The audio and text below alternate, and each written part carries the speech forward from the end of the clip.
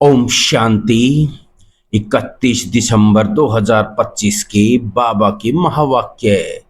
सबसे पहले देखते मुख्य पॉइंट्स। तुम कितने उच्च स्टूडेंट हो। अगर कोई को यह निश्चय हो जाए कि हमें खुद ईश्वर पढ़ाते हैं तो वह कभी पढ़ाई को छोड़ेंगे नहीं। लेकिन माया भी बड़ी दुस्तर है। जो समझते हैं हम कभी नहीं गिरेंगे, उनको भी माया देह अभिमान में ला करके एक ही थप्पड़ से गिरा देती है।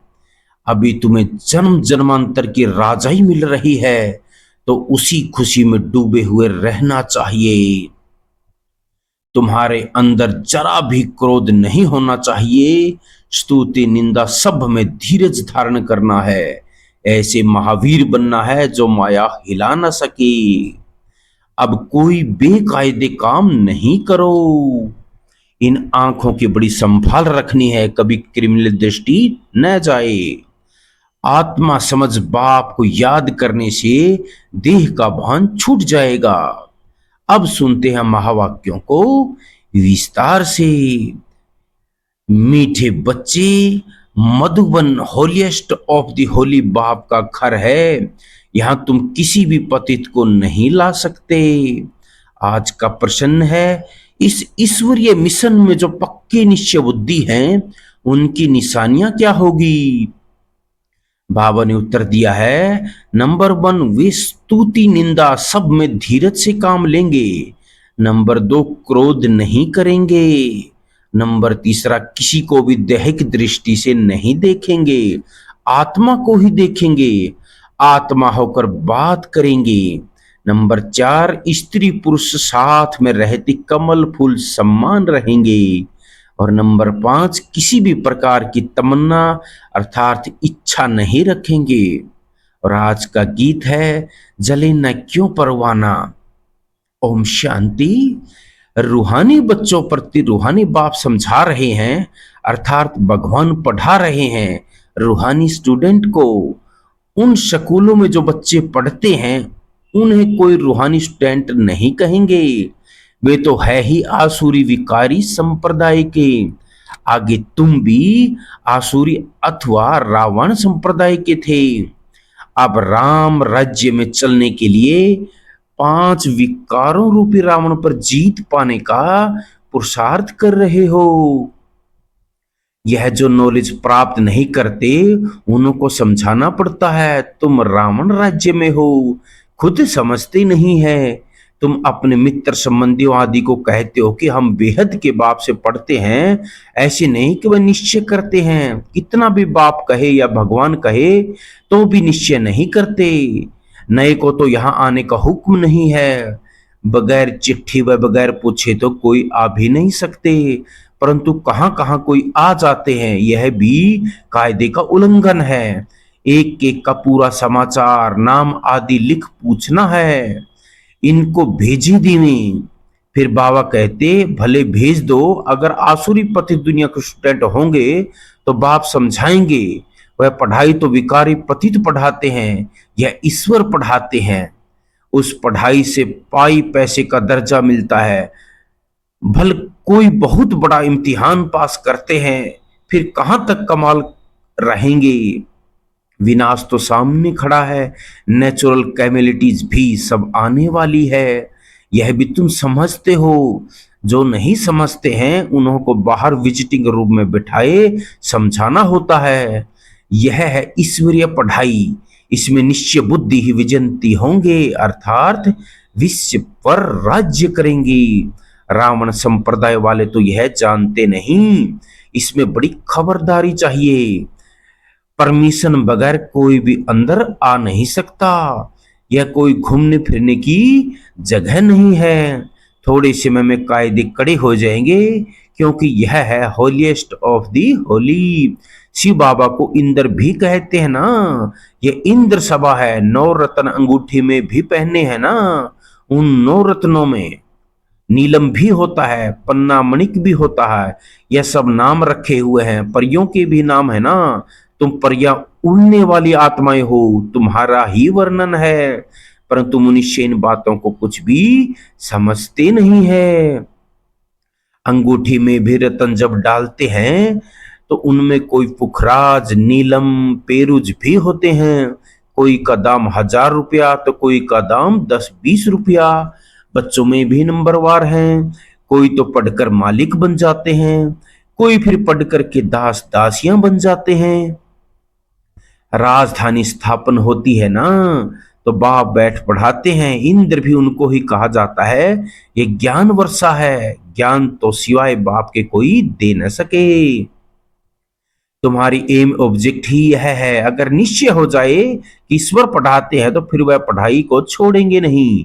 जो होंगे ही पत्थर बूदी, उनको कभी तीर नहीं लगेगा। आकर चलते चलते फिर गिर पड़ते हैं। 5 विकार आधा कल्प की शत्रु है। माया देह अभिमान में ला करके थप्पड़ मार देती है। फिर आश्चर्यवत सुनंती कथनती और भगंती हो जाते हैं। यह माया बड़ी दुस्तर है, एक ही थप्पड़ से गिरा देती है। समझते हैं हम कभी नहीं गिरेंगे, फिर भी माया थप्पड़ लगा देती है। यहाँ स्त्री पुरुष दोनों को पवित्र बनाया जाता है। सो तो ईश्वर के सिवाय कोई बना न सके। यह है ईश्वरीय मिशन। बाप को खिवैया भी कहा जाता है। तुम हो नैया, खिवैया आते हैं सभी की नैया को पार लगाने। कहते भी हैं सच की नैया डोलेगी परंतु डूबेगी नहीं। कितने ढेर के ढेर मठ पंथ हैं। ज्ञान और भक्ति की जैसे लड़ाई होती है, कभी भक्ति की भी विजय होगी, आखिर तो ज्ञान की ही विजय होगी। भक्ति की तरफ देखो कितने बड़े बड़े योद्धे हैं। ज्ञान मार्ग की तरफ भी कितने बड़े बड़े योद्धे हैं। अर्जुन, भीम आदि नाम रखे हैं। यह तो सब कहानियां बैठ बनाई है। गायन तो तुम्हारा ही है। हीरो हीरोइन का पार्ट तुम्हारा अभी बज रहा है। इस समय ही युद्ध चलती है। तुम्हारे में भी बहुत हैं जो इन बातों को बिल्कुल समझते नहीं हैं। जो अच्छे अच्छे होंगे उनको ही तीर लगेगा। थर्ड क्लास तो बैठ न सकी। दिन प्रतिदिन बहुत कड़े कायदे होते जाएंगे। पत्थर बुद्धि जो कुछ नहीं समझते, उनको तो यहां बैठना बेकायदे है। यह हॉल होलीएस्ट ऑफ होली है। पोप को होली कहते हैं। यह तो बाप है, होलीएस्ट ऑफ होली। बाप कहते हैं इन सभी का मुझे कल्याण करना है। यह सब विनाश हो जाने वाले हैं। यह भी कोई सब थोड़ी समझते हैं। भल सुनते हैं परंतु एक कान से सुन दूसरे कान से निकाल देते हैं। न कुछ धारण करते हैं न कराते हैं। ऐसे गूंगे बहरे भी बहुत हैं। बाप कहते हैं हियर नो इविल। वह तो बंदर का चित्र दिखाते हैं परंतु यह तो मनुष्य के लिए कहा जाता है। मनुष्य इसमें बंदर से भी बदतर है। नारद की भी कहानी बैठ बनाई है। उनको बोला तुम अपनी शक्ल तो देखो। 5 विकार तो अंदर में नहीं है। जैसे साक्षात्कार होता है, हनुमान का भी साक्षात्कार होता है ना। बाप कहते हैं कल्प कल्प यह होता है। सतयुग में यह कुछ भी बातें होती नहीं। यह पुरानी दुनिया ही खत्म हो जाएगी। जो पक्के निश्चय बुद्धि हैं वह समझते हैं कल्प पहले भी हमने यह राज्य किया था। बाप कहते हैं बच्चे अब दैवी गुण धारण करो, कोई बेकायदे काम नहीं करो। स्तुति निंदा सब में धीरज धारण करना है। क्रोध नहीं होना चाहिए। तुम कितने ऊंचे स्टूडेंट हो, भगवान बाप पढ़ाते हैं। वह डायरेक्ट पढ़ा रहे हैं, फिर भी कितने बच्चे भूल जाते हैं क्योंकि साधारण तन है ना। बाप कहते देहधारी को देखने से तुम इतना उठ नहीं सकेंगे। आत्मा को देखो। आत्मा यहाँ बरकुटी के बीच रहती है। आत्मा सुन करके कांध हिलाती है। हमेशा आत्मा से बात करो। तुम आत्मा इस शरीर रूपी तख्त पर बैठी हो। तुम तमो प्रधान थी, अब तो प्रधान बनो। अपने को आत्मा समझ बाप को याद करने से देह का बांध छूट जाएगा। आधा कल्प का देह अभिमान रहा हुआ है। इस समय सब देह अभिमानी हैं। अब बाप कहते देही अभिमानी बनो, आत्मा ही सब कुछ धारण करती है, खाती पीती सब कुछ आत्मा करती है। बाप को तो अभोक्ता कहा जाता है, वह है निराकार, यह शरीरधारी सब कुछ करते हैं, वह खाता पीता कुछ नहीं, अभोक्ता है। तो इसकी फिर वो लोग कॉपी बैठ करते हैं, कितना मनुष्यों को ठगते हैं। तुम्हारी बुद्धि में अभी सारा ज्ञान है, कल्प पहले जिन्होंने समझा था वही समझेंगे। बाप कहते मैं ही कल्प कल्प आकर के तुमको पढ़ाता हूं और साक्षी हो देखता हूं। नंबरवार पुरुषार्थ अनुसार जो पढ़ा था वही पढ़ेंगे। टाइम लगता है, कहते हैं कलयुग अभी 40,000 वर्ष शेष है, तो घोर अंधियारे में है ना। इसको अज्ञान अंधियारा कहा जाता है। भक्ति मार्ग और ज्ञान मार्ग में रात दिन का फर्क है, यह भी समझने की बातें हैं। बच्चे बड़ी खुशी में डूबे हुए रहने चाहिए, सब कुछ है, कोई तमन्ना नहीं। जानते हैं कल्प पहले मिसल हमारी सब कामनाएं पूरी होती है, इसीलिए पेट भरा रहता है। जिनको ज्ञान नहीं उनको थोड़े ही पेट भरा रहेगा। कहा जाता है खुशी जैसी खुराक नहीं, जन्म जन्मांतर की राजाई मिलती है, दास दासी बनने वालों को इतनी खुशी नहीं रहेगी। पूरा महावीर बनना है, माया हिला न सके।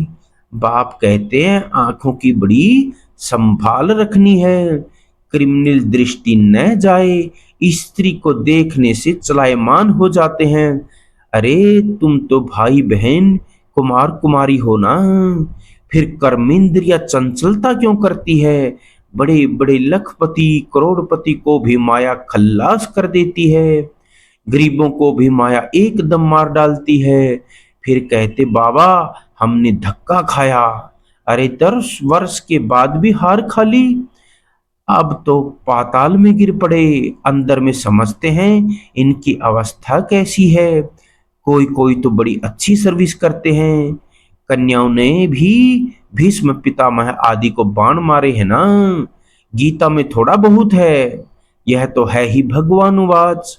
अगर श्री कृष्ण भगवान ने गीता सुनाई तो फिर ऐसा क्यों कहते हैं मैं जो हूं जैसा हूं कोई विरला जानते। श्री कृष्ण यहां होता तो पता नहीं क्या कर देते। श्री कृष्ण का शरीर तो होता ही है सतयुग में, यह नहीं जानते कि श्री कृष्ण के बहुत जन्मों के अंत के शरीर में मैं प्रवेश करता हूं। श्री कृष्ण के आगे तो झट सब भाग आए, पोप आदि आते हैं तो कितना झुंड जाकर इकट्ठा होता है। मनुष्य यह थोड़ी समझते हैं कि इस समय सब पतित तमो प्रधान है। कहते भी हैं हे पतित पावन आओ, परंतु समझते नहीं कि हम पतित हैं। बच्चों को बाप कितना अच्छी रीति समझाते हैं। बाबा की बुद्धि तो सब सेंटर्स के अनन्य बच्चों तरफ चली जाती है। जब जास्ती अनन्य बच्चे यहाँ आते हैं तो फिर यहाँ देखता हूँ, नहीं तो बाहर में बच्चों को याद करना पड़ता है, उनके आगे ज्ञान डांस करता हूँ। मेजोरिटी ज्ञानी तू आत्मा होते हैं तो मजा भी आता है, नहीं तो बच्चियों पर कितना अत्याचार होते हैं, कल्प कल्प सहन करना पड़ता है। ज्ञान में आने से फिर भक्ति भी छूट जाती है। घर में समझो मंदिर है, स्त्री पुरुष दोनों भक्ति करते हैं, स्त्री को ज्ञान की चटक लग जाती है और भक्ति छोड़ देती तो कितना हंगामा हो जाएगा। विकार में भी न जाए, शास्त्र आदि भी न पढ़े तो झगड़ा होगा ना।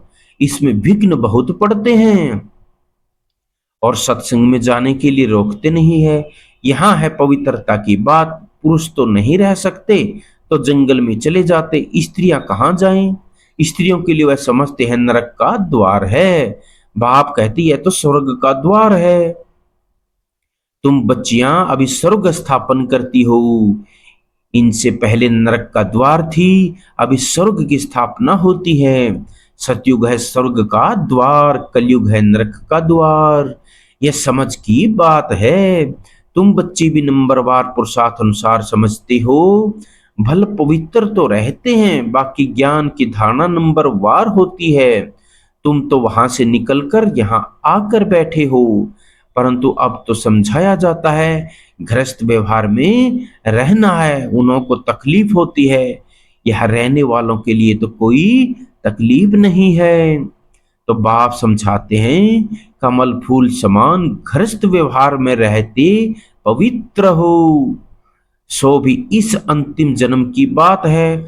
गृहस्थ व्यवहार में रहते हुए अपने को आत्मा समझो, आत्मा ही सुनती है, आत्मा ही यह बनी है, आत्मा ही जन्म जन्मांतर भिन्न भिन्न ड्रेस पहनती आई है। अब हम आत्माओं को वापिस जाना है, बाप से योग लगाना है। मूल बात है यह।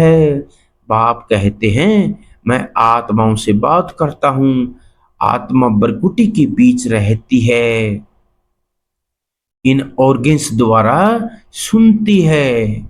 आत्मा इनमें नहीं होती तो शरीर मुर्दा बन जाता। बाप कितना वंडरफुल ज्ञान आकर के देते हैं। परमात्मा बगैर तो यह बातें कोई समझा न सके। सन्यासी आदि कोई आत्मा को थोड़ी देखते हैं, वह तो आत्मा को परमात्मा समझते हैं। दूसरा फिर कहते हैं आत्मा में लेप छेप नहीं लगता है, शरीर को धोने गंगा में जाते हैं, यह नहीं समझते आत्मा ही पतित बनती है, आत्मा ही सब कुछ करती है। बाप समझाते रहते हैं यह मत समझो हम फलाना हूं या फलाना है, नहीं, सब आत्माएं, जाति पाति का कोई भेद नहीं रहना चाहिए। अपने को आत्मा समझो। गवर्नमेंट कोई धर्म को नहीं मानती, यह सब धर्म तो देह के हैं, परंतु सब आत्माओं का बाप तो एक ही है। देखना भी आत्मा को है, सभी आत्माओं का सब धर्म शांत है। अच्छा, मीठे मीठे शिकिलिदी बच्चों प्रति माता पिता बाप दादा का याद प्यार और गुड मॉर्निंग। रूहानी बाप की रूहानी बच्चों को नमस्ते। हम रूहानी बच्चों की रूहानी माता पिता बाप दादा को याद प्यार गुड मॉर्निंग, नमस्ते बाबा नमस्ते।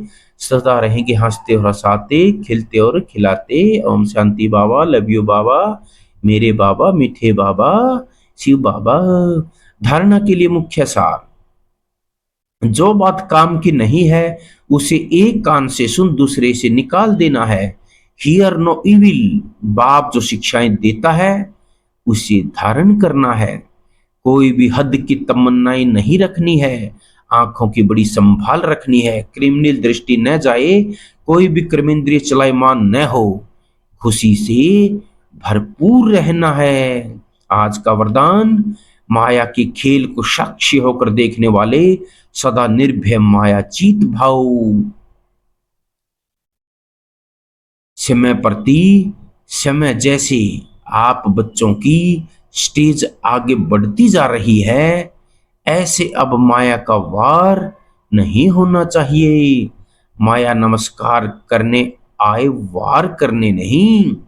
यदि माया आ भी जाए तो उसे खेल समझ करके देखो, ऐसे अनुभव हो जैसे साक्षी होकर हद का ड्रामा देखते हैं।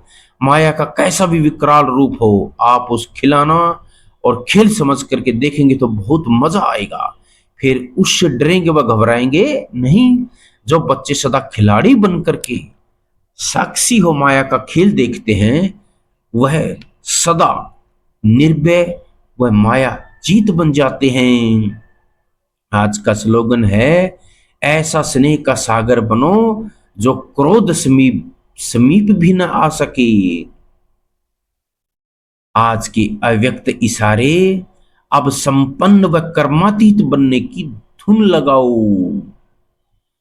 कर्मातीत अर्थात कर्म के अधीन नहीं, कर्मों के परतंत्र नहीं, स्वतंत्र हो कर्मेंद्रियों द्वारा कर्म कराओ।